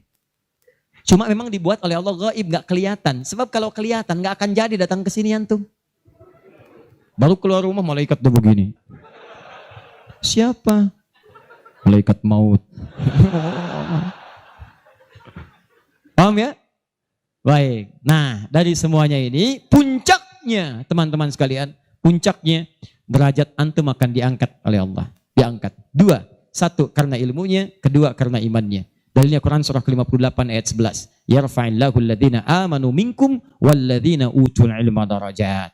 Jadi saran saya dengar ini ada 46 majlis taklim berkumpul di sini. Ini anugerah. Tidak mudah mendapatkan itu. Tidak mudah. Di saran saya setiap ada majlis ilmu, ayo datangi. Bagi waktu masa dalam sepekan gak ada untuk akhirat. Dunia aja kejar dunia. Kenapa gak nyari akhirat? Gak banyak kok. Sabtu kalau gak Sabtu Ahad susun nih taklim siapa? Ustadz Pulan, Syekh Pulan, Habib Pulan. Cari di mana tempatnya. Tapi ukurannya 3 kata Al-Quran. Cuma 3 ini. Kalau gak ada yang 3, maka 5 kemuliaan ini tidak akan didapatkan. Apa yang 3 itu? 1, sifatnya majlis ilmu itu majlis yang memahamkan antum dalam urusan agama. Bukan menjauhkan anda dalam urusan agama. Dalilnya Quran surah ke-9 tadi ayat 122. Liyatafaqahu fiddin, membuat mereka paham tentang agama. Jadi kalau ada majlis yang hanya membuat tertawa, tidak ada isinya, bahkan menjauhkan antum dari Allah, ngolok-ngolok ayat Al-Quran, ngolok-ngolok hadis dan sebagainya, maka yang seperti itu bukan majlis yang dimaksudkan lewat ayat tadi. Jelas? Ya. 2. Syaratnya kata Allah, kalau antum ingin masuk majlis, statusnya di syahid, maka antum mesti berniat dengan benar saat masuk ke majlis ilmu untuk memahami itu dengan mencatatnya dan memahaminya. Di begitu antum paham, catat, bawa catatan itu untuk kembali sampaikan kepada orang-orang yang tidak belajar. Itu sekarang lebih mudah, share di media sosial. Antum sekarang dapat 1 hadis, share. Begitu di-share ada daripada share yang tidak jelas. Bikin status. Semarang mendung aja bikin status. Hari ini Semarang mendung, emang kenapa? Apa dengan status antum akan berubah jadi cerah? Tidak ada. Sudah. Bikin yang bagus. Hadis kirimkan. Hadis Nabi SAW. Keutamaan bagi seorang pekerja. Keluarkan. Begitu antum share ke teman-teman antum pengusaha, mereka semangat semua. Semangat. Antum jangan lupa begitu diinjakan kaki bekerja karena Allah, setiap tapak itu pahala. Kirimkan ayatnya. Kawan-kawan, Quran surah ke-4 ayat 34. Berita gembira untuk kita. Niatkan yuk karena Allah. Begitu di-share, mereka lihat 10 orang meniatkan karena Allah. Antum dapat bagian pahalanya tanpa dikurangi sedikit. Kirim. Jelas? Nah, ini kalau gitu antum kurunkan. Majlis ilmu mana di sekitaran Semarang? Siapa ustadznya, siapa syekhnya yang bisa mengangkat iman, bukan cuma datang, bisa mengangkat ilmu. Ya, lihat. Ini saya sedikit detilkan nih. Maaf ya, sedikit aja. Saya sedikit detilkan. Mengangkat ilmu dan iman itu bersamaan disebutkan. Yarfa'illahu alladhina amanu minkum walladhina utul ilma darajat. Jadi kalau ada majlis imannya mengangkat tapi ilmunya tidak, maka ini pun belum seimbang. Atau ilmunya luas tapi iman gak terangkat. Ini jadi masalah. Apa ciri orang terangkat imannya? Maka dia gemar menunaikan amal soleh. Maka jika anda menemukan majlis-majlis mendorong anda mengerjakan amal soleh, ikuti majlis itu. Dan saya katakan pada anda, kalau materi saya tidak membuat anda dekat dengan Allah, membuat anda terbuang untuk beramal soleh, tinggalkan saya. Cari ustadz yang lebih baik. Saya bukan ustadz seperti yang disyaratkan oleh Al-Quran. Cari majlis lain. Tapi cari ustadz-ustadz yang membuat anda dekat dengan Allah. Cari. Kedua, ilmu anda meningkat. Ilmu meningkat itu apa cirinya? 2 cirinya. 1, dengan ilmu itu memudahkan anda ibadah. Misal, sholat. Belajar sampai paham bacaan dan gerakan sholat. Supaya mudah ibadahnya, khusyuknya dapat. Ini kan ada sindiran di Quran, kata Allah, banyak orang sholat gak paham bacaan dan gerakan sholat. Ayo jujur, katakan pada diri sendiri. Sampai sekarang malam ini, berapa persen bacaan sholat yang antum pahami? Jangan-jangan anda sholat tapi gak ngerti yang dibaca. Bagaimana bisa khusyuk? Ruku gak ngerti, sujud gak paham. Bagaimana bisa khusyuk sholatnya? Antum minta rezeki, isa aja 4 kali. Warzukni, minta rezeki. Habis sholat minta lagi. Ya Allah mohon berikan aku rezeki. Yang tadi apa saat sholat? Warzukni. Ya bagaimana kita bisa mengerti apa yang diucapkan kalau kita tidak belajar? Makanya cari. Nak mengerti itu bahasanya paham. Fikih. Makanya ada kitab sholat namanya fikih sholat, fikih umrah, fikih haji. Belajar sampai paham. Tuh lihat berapa banyak sekarang yang umrah tapi nggak paham yang dikerjakan. Putar. Sekarang kadang suka sedih gitu. Apalagi banyak yang ria. Ria itu kan menggugurkan amalan. Begitu disampaikan habis amal. Ini ada yang jual kebun, jual tanah nyampe sana nggak ada nilainya. Sekarang orang aja tawaf sampai live. Subhanallah, alhamdulillah. Kelihatan di sana, kelihatan. Pindah kiri, la ilaha illallah akbar. Tuh, kenapa nggak dipahami? Dan tawaf itu indah. Kalau antum benar tawafnya, dijanjikan oleh Allah doa apapun seketika dikabulkan. Itu rahasianya di Quran surah 19 ayat ke-47 sampai dengan 49. Ada rahasianya. Makanya kenapa dari Hajar Aswad ke Maqam Ibrahim? Itu doa intinya. Subhanallah, alhamdulillah, wala ilaha illallah, Allahu akbar. Dari Maqam Ibrahim sampai Rukun Yamani bebas mau pakai bahasa apapun. Nanti dari Rukun Yamani pakai dengan Hajar Aswad, kenapa menggunakan Rabbana atina fid dunya hasanah? Itu ada maknanya. Bebas antum. Mau pakai bahasa Indonesia juga silakan. Mau pakai bahasa Jepang, bahasa Sunda, bahasa Jawa, bebas silakan. Minta. Kadang kasihan, minta enggak, yang dibaca enggak paham dan sebagainya. Ada tuh dulu waktu saya tugas di Saudi 2010. Ini hebat walaupun tidak harus ditiru begitu caranya, tapi dia benar. Dia minta dengan bahasanya. Di multazam dia mau, ya Allah, hamba mohon ya Allah, hamba datang ke sini minta, enggak banyak, cuman minta berikan jodoh.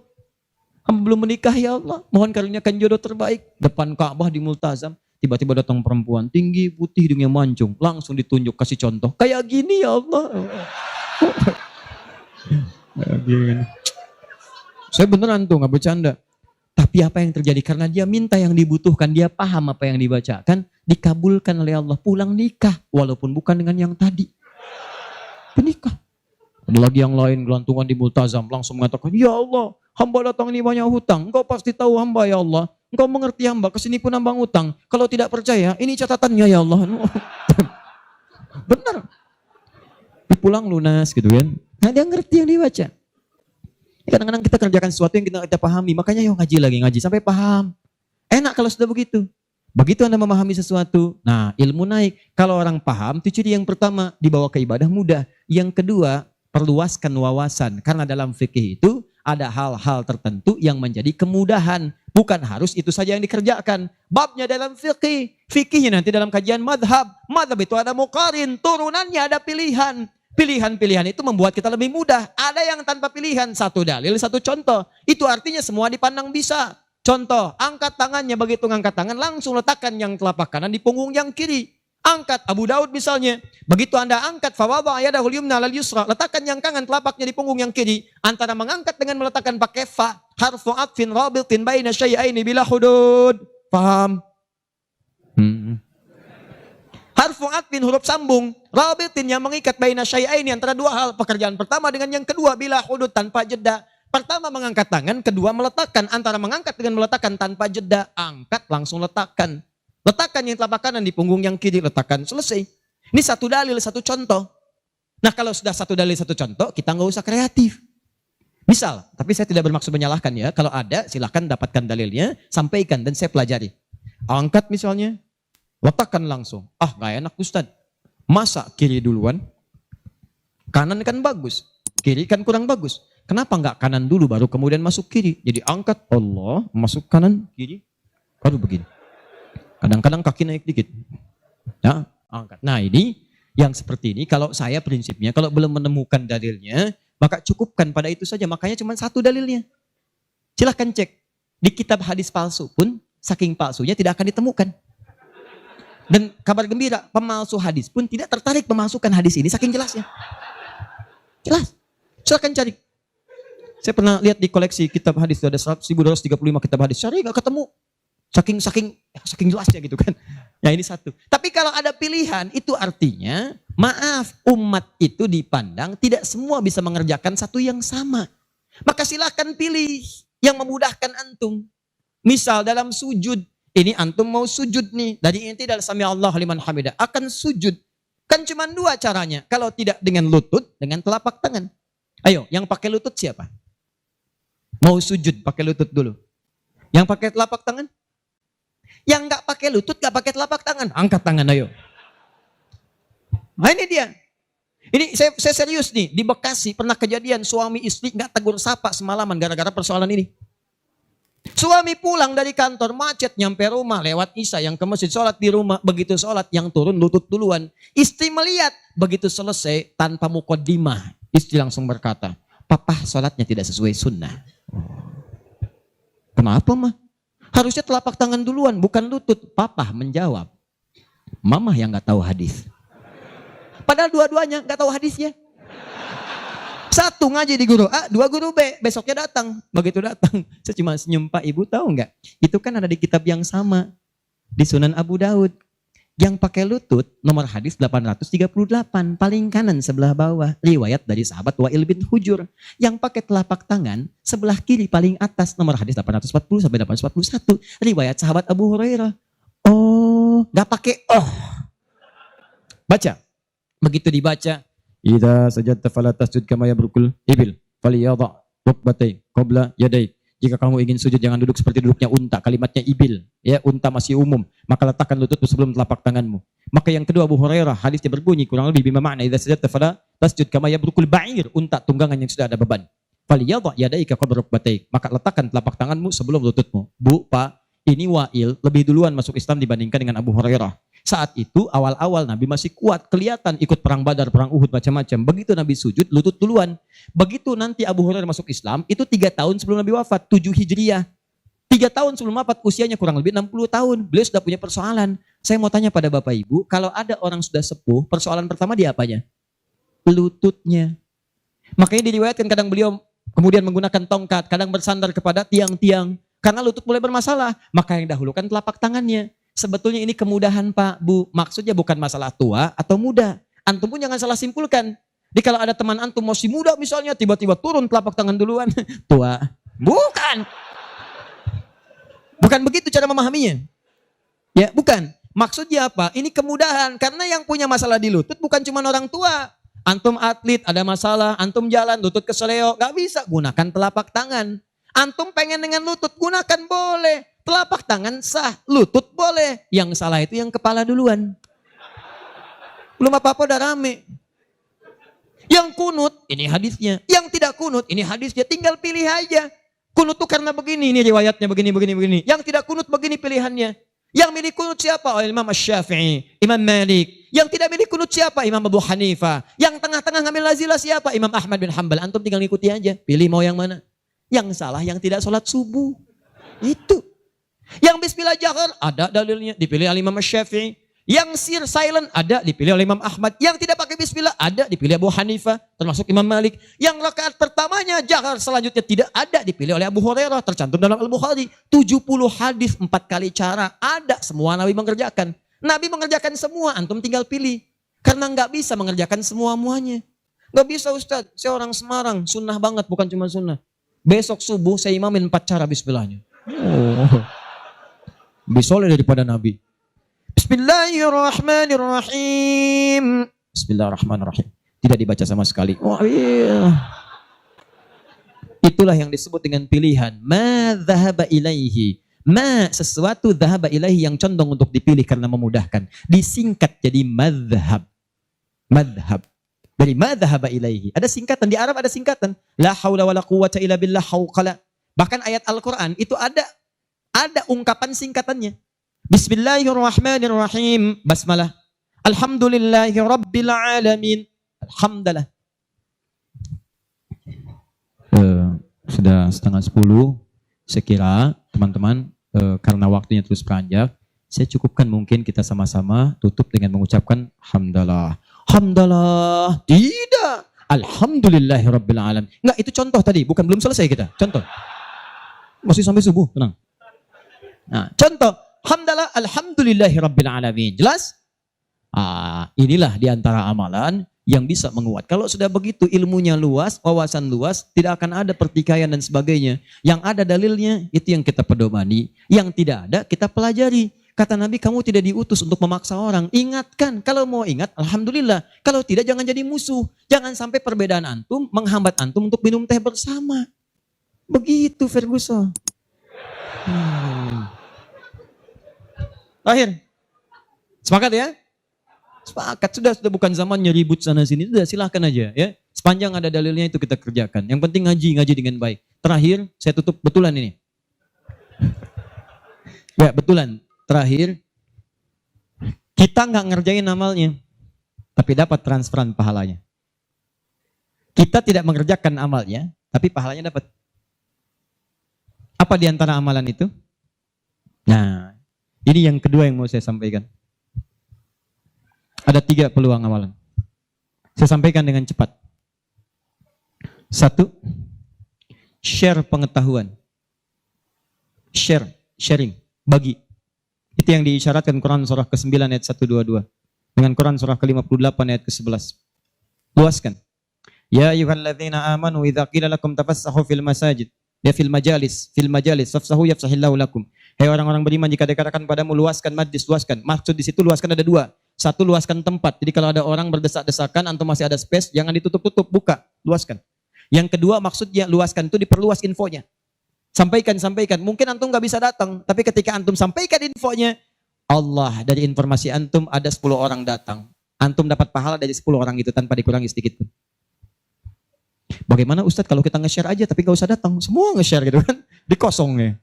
Tidak, itu prinsip pertama. Luaskan kebaikan. Dua,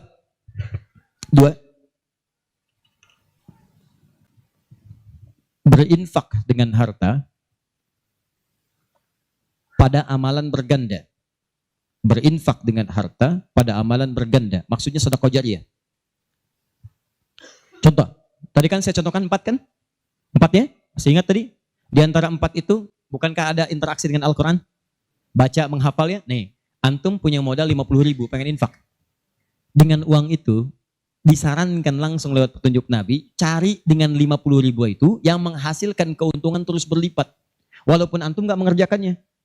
Saya beri contoh misalnya. Berikan kepada orang yang tadi mengerjakan pahala berganda sedekah jariyah. Misal penghafal Quran.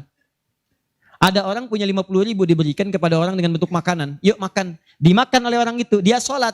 Begitu dia sholat dengan energi tadi antum dapat pahalanya. Begitu energinya hilang, pahalanya selesai. Tapi antum belikan mushaf 50.000. Datang ke percetakan Habib Hasan. Saya cari mushaf Habib. Dengan harga 50.000. Antum dapat 2. Masya Allah. Begitu dapat 2. Antum datang ke tempat hafalan Quran. Masya Allah. Atau datang ke tempatnya Ibu Nyamin. Ya. Dari keturunannya Syekh Dahlan. Ya, Allah yarham. Yang penemu qiraat itu. Begitu datang ke situ, berikan kepada anak-anak penghafal Quran. Atau ke tempat-tempat penghafal Quran. Datang ke Yanbu, ke Kudus, berikan. Modal cuma 50.000, mushaf 2 diberikan kepada penghafal Quran. Tadi sudah saya katakan dari awal, hafal Quran itu penghafal nggak akan pernah menghafalkan dengan satu bacaan, dia akan mengulang-ulang. Anda bayangkan modalnya cuma 50.000 sama dengan tadi. Mushaf 2 jadi 2. Begitu ditemukan dan dipegang oleh penghafal Quran, dibaca oleh dia, dihafalkan. Allahu Akbar. Berapa banyak bacaan dia bacakan dalam sehari? Baca. Transfer mengalir kepada antum. Semua yang dia bacakan, dia hafalkan, semua mengalir untuk antum. Modalnya cuma 50.000. Yang menarik, antum meninggal. Mushafnya masih ada, dibaca lagi ada yang lain, mengalir lagi, modal 50.000. Yang menarik, mushaf dah rusak, cuman penghafal tadi udah hafal Quran 30 juz, dia punya murid lagi, jangankan punya murid, ngimamin dia. Dengan wasilah mushaf dari antum tadi, begitu mengimami, pahala lagi, transfer. Yang hebat, dia punya murid 10 orang, 10 itu punya murid lagi, 10 lagi, gak habis-habis, cuma 50.000 modalnya. 50.000 rupiah, mushaf. Itu yang disebut amalan cerdas. Waktu kita terbatas. Cuma apa yang kita dapatkan itu yang kita cari. Itu sahabat tuh begitu. Bilal tahu uang saya nggak banyak. Nggak tahu beliau, saya nggak punya banyak uang. Idul Kurban tuh orang beli sapi. Kalau kita sekarang. Mereka beli kambing. Ada yang beli unta. Oh, Bilal nggak kebeli. Tapi saya pengen intinya satu. Pengen menyampaikan sedekah karena Allah. Yang lain membeli kambing, beliau beli ayam. Bukan kurban dengan ayam. Tapi intinya bagaimana berusaha menabung untuk mendapatkan sesuatu bersedekah karena Allah di hari itu. Dan nilainya itu luar biasa, dipuji oleh Nabi SAW. Termasuk Ibnu Abbas dibiasakan demikian, dipuji oleh Nabi. Makanya mulai teman-teman sekalian. Dan penghafal Quran gak akan pilih-pilih. Mushaf siapa tuh? Ini wakafnya Pak Haji Yunus, udah banyak pahalanya, 1 huruf aja. Oh gitu ya? Iya. Qaf, dah. Gak ada, baca. Paham ya? Nah itu teman-teman sekalian. Dan yang terakhir, ini yang lebih hebat lagi. Ini pahalanya langsung surga. Surga. Masya Allah. Sepanjang antum beriman, beramal soleh dan meninggalkan maksiat. Apa diantaranya? Memfasilitasi orang lain. Yang sekiranya menghasilkan dengan ibadah itu pahala surga. Haji, umrah. Kalau wafat dia dalam penunaian itu dengan benar, maka al-hajjul mabrur laisa lahul jazaa illal jannah. Haji mabrur, tidak ada pahala yang setimpal kecuali surga. Antum sudah luas, semua sudah haji dan sebagainya. Tiba-tiba lihat orang, ibadahnya bagus, belum ada kesampaian, tiba-tiba antum fasilitasi. Dia haji mabrur dapat surga, antum dapat bagiannya, tanpa dikurangi sedikit pun. Dan berita baiknya, haji pun disandingkan di Quran dengan umrah. Dalilnya Quran surah kedua ayat 196. Wa atimmul hajja wal umrata lillah. Makanya kalau ada yang mau haji, mau umrah, saya sarankan tolong hilangkan semua hal, jauhkan yang bisa merusak amalan, sayang. Ria tuh buang-buang, habis antum. Kasihan. Udah disiapkan surga, antum kemudian tukar lagi dengan keburukan. Ya, itu yang disayangkan. Udah jauhkan ria, sum'ah, macam-macam. Fokus, antum tuh mau ibadah, fokus. Termasuk dari rumah. Tidak salah kalau antum ingin kumpulkan orang, ingin nyampaikan permohonan maaf, minta doa, itu nggak salah, cuma jaga sesuatu yang bisa merusak amalan. Ya, antum kumpulkan warga komplek untuk ngasih tahu, mohon maaf besok saya akan berangkat umrah. Mohon maafkan saya banyak dosa supaya saya tenang di sana beribadah. Dan tolong mohon doakan supaya kami diterima umrahnya. Ini umrah pertama kami. Mungkin juga yang pertama di komplek ini ya, warga belum pada umrah, Pak RT belum, RW belum. Insya Allah di sana kami doakan supaya bisa umrah. Habis tuh amalan. Jelas ya? Baik. 1. Angkat tangannya. Yang hafal 30 juz. Yang hafal 30 juz. 20 juz. 15 juz. Berapa juz? Wah, itu saya kenal itu. Berapa juz? 26. Boleh sini. Wajahnya mirip Kamil. Sini sayang, sini. Bismillah. Tayyib. Namanya siapa? Hafid. Hafid. Baik, Hafid. Ayah masih ada? Masih. Ada ibu? Masih. Masih adik? Masih. Ada berapa? 1. 1. Ibu ada berapa? 1. 1. Kan di hadis ada 3. Ibumu, ibumu, ibumu. Terus ayahmu. Jadi ibumu berapa? Wah ya, bukan gitu cara bacanya. Dia ada anak sekolah pulang dari pesantren, bapaknya ngetes, belajar hadis apa? Berbuat baik pada orang tua. Di situ disebutkan berapa kali? Ibumu. 2, ibumu. 3, ibumu. 4, ayahmu. Ibu ada berapa? 3. Ayah berapa? 1. Nah, sampaikan itu pada ibu di dapur.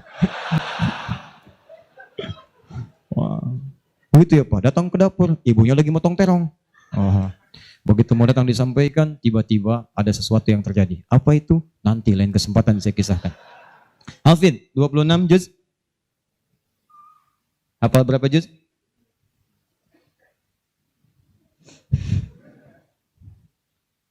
Berapa juz? 36 juz. 36 juz, wah luar biasa. Boleh pinjam mikrofonnya? Bismillah. Ya, boleh pegang. Hafid dari depan, dari belakang. 26 dari depan, dari belakang. 2 dari belakang. Oke. 2 dari belakang. 2 dari belakang. 24 dari depan. A'udzu billahi minasy syaithanir rajim. Qad nara taqalluba wajhika fis sama'. Falan nu'mina Ulangi dari liru'iyat. qad nara. Qad nara. Qad nara taqalluba. Qaddara taqalluba wajhika fis sama. Falan nuwalliyannaka qiblatan ardhaha. Fawalliyaka. Ini agak ngantuk-ngantuk. Fawalli Fawalli wajhaka satral masjidil haram. Wa haitsuma kuntum fawallu wujuhakum satrah. Wa innal ladina la ya'lamuna Alladzina. Wa innal ladzina. wa innal ladina. Ulangi sekali lagi dari qad nara. Jawanya dikurangi sedikit. Qad nara taqalluba wajhika fis sama'. Ayo, bismillah. Qad nara. Qad nara taqalluba wajhika fis sama'. Qaddara taqalluba wajhika fis sama. Falan walliyannaka qiblatan tardoha. Fawalli wajhaka satral masjidil haram. Wa haitsuma kuntum tawallu wujuhakum satrah. Wa innal ladina la ya'lamun. Innal ladzina. Siapa yang mau lengkapi? Angkat tangan. Antum sini. Gak apa-apa, di sini dulu.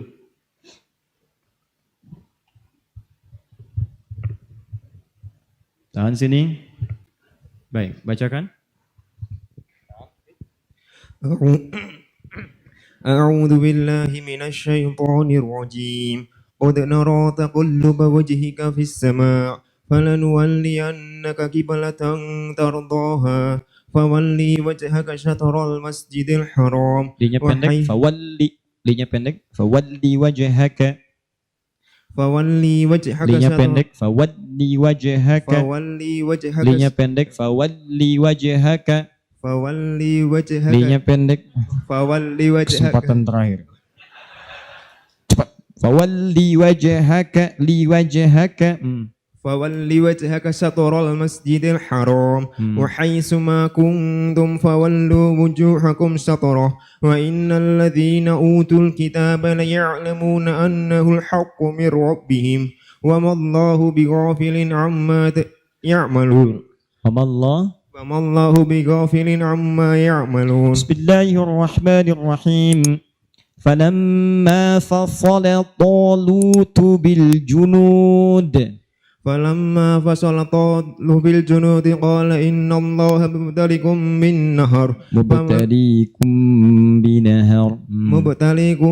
بالنهر فمن بالنهر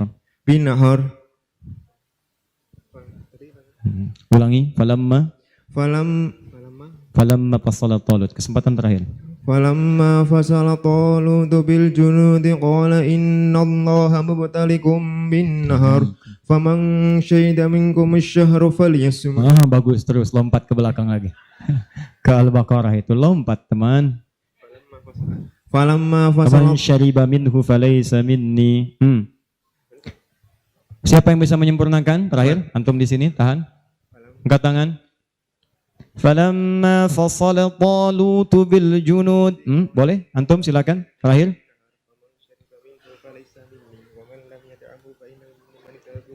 Baik. Kasihkan sebentar. Tahan. Bismillah. Fadhal. فلما فصل طالوت بالجنود قال إن الله مبتليكم بنهر فمن شرب منه فليس مني ومن لم يطعمه فإنه مني إلا من اغترف غرفة بيده فشربوا منه إلا قليلا منهم فلما جاوزه هو والذين آمنوا معه قالوا لا طاقة لنا اليوم بجالوت وجنوده قال الذين يظنون أنهم ملاقو الله كم من فئة قليلة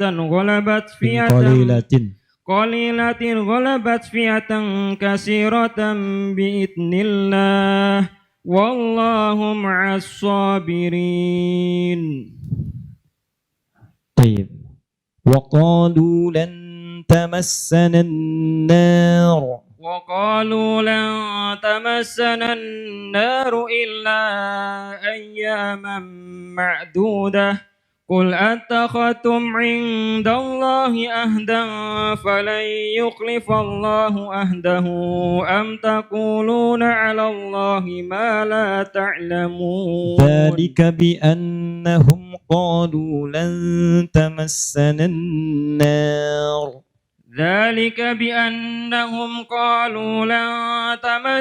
النار إلا أياما معدودات قل أتخذتم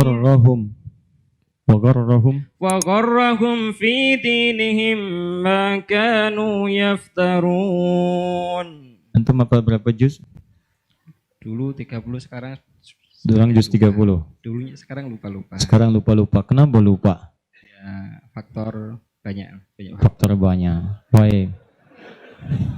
Faktor banyak. Teruskan ya. Sampai 30 juz ya. Insyaallah. Sampai selesai ya. Insyaallah ya. Baik. Maju sini. Teman antum siapa? Dzulkarnain dari Pondok, nama asli Sugeng Rianto. Sugeng Rianto. Baik, nama panggilan Dzulqarnain. Dzulqarnain. Baik. Antum sudah punya keluarga? Sudah anak 2. Baik. Mau nggak berjanji kita buat perjanjian? Apa ya? Sudah pernah lihat Ka'bah? Sudah pernah lihat Ka'bah? Apa itu? Ka'bah. Ka'bah itu bentuknya kotak. Kubus. Oh, iya iya. Terus kita kalau sholat ngadap ke sana. Ka'bah. Ka'bah. Ka'bah. Oh, Ka'bah. Iya, Hmm. Ka'bah. Sudah pernah lihat? Iya, iya. Di mana? Di Mekah. Di Mekah. Sudah pernah ke Mekah? Belum. Belum. Ada minuman nggak ya? Baik. Jadi lihatnya lewat apa? Lewat TV, lewat TV. Ya. Gimana kalau kita bikin perjanjian? Bagaimana? Kita fasilitasi antum lihat Ka'bah ke sana. Pulang dari sana, antum sudah lancar 30 juz. Sepakat? Silakan. Baik. Beliau kita hadiahkan umrah. Berangkat insya Allah. Ya, untuk menunaikan ibadah umrah. Nanti lihat Ka'bah di sana. Ya. Tapi perjanjiannya antum mesti mengulang hafalan Quran langsung di depan Ka'bah dan di depan Raudhah di Masjid Nabi sallallahu alaihi wasallam. Sepakat? Menghafal. Mengulang karena antum sudah pernah hafal 30 juz. Minta di sana kepada Allah Ya. supaya dikuatkan hafalan Ya. dan tidak diganggu dengan pekerjaan lain yang bisa merusak hafalan. Oh ya. Sepakat? Sepakat. Yakin? Yakin. Mau tanya kawan, telepon teman? Tidak. Baik, untuk antum kita berikan hadiah umrah insyaallah. Nanti antum berangkat dan perjanjian kita dipegang. Antum sini. Berikan mic-nya. Antum mau baiknya juga ke Mekah. Nama siapa? Krishna, Krishna. Itu kalau malam atau siang? pagi siang. Siang. Ada yang siang Krishna, malamnya Krishnawati. Udah pernah seorang diperiksa. Begitu kena razia dipanggil. Kamu siapa? Nia, Pak. Siapa? Nia. Yang benar, nama lengkap. Kurniadi. Berapa juz? 2 juz setengah. 2 juz setengah. Nyampe Cengkareng tuh. 2 juz setengah. Dari depan, dari belakang. Dari depan. Kuliah di mana? Poltekkes Poltekkes mana?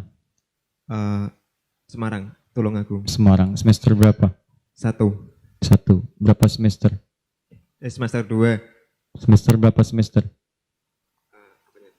Kuliahnya berapa semester? 4 tahun, 8 semester. 8 semester. Sudah 2.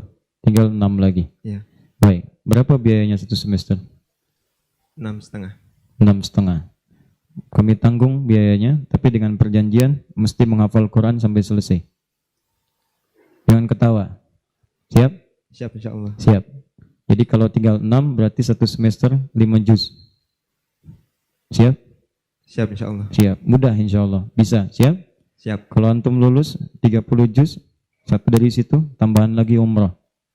Siap insya Allah. Siap? Siap insya Allah. Yakin? Yakin. Disaksikan nih. Baik ya? Nah, belum satu. Hafid, sekolah di mana? PTYKA, Di mana itu? Kudus, Kerandon, Kudus. Di Kudus. Kelas berapa? 5, Kelas 5. Mau berapa juz menghafal Quran? Mau berapa juz menghafalnya? 31 apa 32? 30 juz, 30 juz saja. Baik. Rencananya kalau sudah menghafal untuk apa menghafal Quran?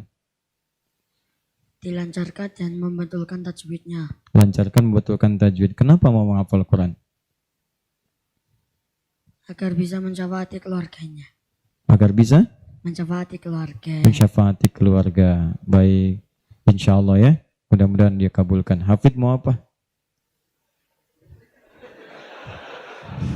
Kalau ditanya mau apa, kira-kira mau minta apa? Jangan dengarkan bisikan yang tidak jelas. Alladzi yuwaswisu fi sudurin nas. Itu minal jinnati wan nas. Mau minta apa? Tinggal setahun lagi, selesai. Selesaikan ya. Setahun lagi, Pak. Sisanya nanti kami yang tanggung ya. Biayanya. Kalau sudah 30 juz, insya Allah nanti boleh dapat hadiah umrah. Ya? Siap? Siap. Baik ya, insya Allah ya. Baik teman-teman, saya kira Silakan bisa kembali ke alamnya masing-masing, tempatnya masing-masing. Saya kira ini pertemuan kita di malam hari ini. Semoga Allah memberikan kemuliaan pada kita semua. Saya mau infokan beberapa informasi. Pertama, insya Allah, seperti tadi janji saya, 46 komunitas yang telah bergabung, kami akan hadiahkan sebagai tanda perkenalan sebanyak 4.600 mushaf. Masing-masing komunitas mendapatkan 100 mushaf insya Allah, atau sesuai dengan jumlah komunitasnya. Nanti kami kirimkan setiba di Bekasi, kami koordinasi langsung kami kirimkan. Yang kedua, saya minta untuk berjanji di hadapan Allah Subhanahu wa Ta'ala supaya bisa merubah lebih baik daripada hari-hari sebelumnya. Siap insya Allah? Baik. Yang ketiga, ini penting, nanti insya Allah kita ada kelas-kelas Quran dan yang lainnya. Untuk Kamis malam Jumat ini memang baru bertempat di Bekasi. Ada pembagian 10.000 gratis untuk buku sebagai pengantar mushaf. Nanti kalau sudah cetak mushafnya, kita akan datang ke beberapa kota untuk memberikan petunjuk menghafal Quran dengan cepat. Dan ini bukan hafalan biasa. Jadi kalau sekarang orang menghafal 30 juz seperti tadi disebutkan, tapi yang kami tawarkan itu menghafal Quran dan Qurannya jadi pedoman dalam diri kita. Jadi ketika Anda melihat ayat-ayat Quran tentang penglihatan, membimbing melihat kita, ini yang harus dilihat, ini tidak. Kalau Anda berjalan, ayat-ayat kaki itu masuk kemudian membimbing kita ini berjalan begini, yang ini tinggalkan. Nanti insya Allah saya berikan kisi-kisinya. Ya. Nah, itu nanti kurang lebih bulan depan lah. Kita kemudian adakan itu. Mudah-mudahan sudah selesai mushafnya. Nanti tunggu informasinya. Insya Allah pertemukan kita kembali dalam kebaikan. Terakhir, saya punya satu permintaan. Boleh? Satu ini saja. Mohon dalam setiap sujud antum, baik tahajud atau sholat atau yang lain, saya cuma minta mohon doakan kepada Allah agar Allah mengampuni dosa-dosa saya dan keluarga. Itu saja. Saya tidak minta banyak, semoga Allah muliakan antum semua. Dan yang lainnya, nanti barangkali panitia menyampaikan, ada door prize, entah apa itu namanya, wallahu a'lam. Semoga yang terbaik untuk antum seluruhnya. Demikian, subhanakallahumma bihamdika, asyhadu an la ilaha illa anta astaghfiruka wa atubu ilaik. Allahumma rabbana taqabbal minna innaka antas sami'ul alim, wa tub alaina innaka antat tawwabur rahim. Rabbana la tada' lana fi maqamina hadha wa fi kulli maqamin dhanban illa ghafarta, wa la hamman illa farajta, ولا دينا إلا قضيته ولا مريضا إلا شفيته ولا حاجة من حوائج الدنيا والآخرة فيها لك رضا وفيها لنا الصلاة إلا قضيتها يا أرحم الراحمين. اللهم ربنا آتنا في الدنيا حسنة في الآخرة حسنة وقنا عذاب النار. فضلك سبحان ربك رب العزة عما يصفون والسلام على المرسلين وآخر دعوانا أن الحمد لله رب العالمين. السلام عليكم ورحمة الله وبركاته.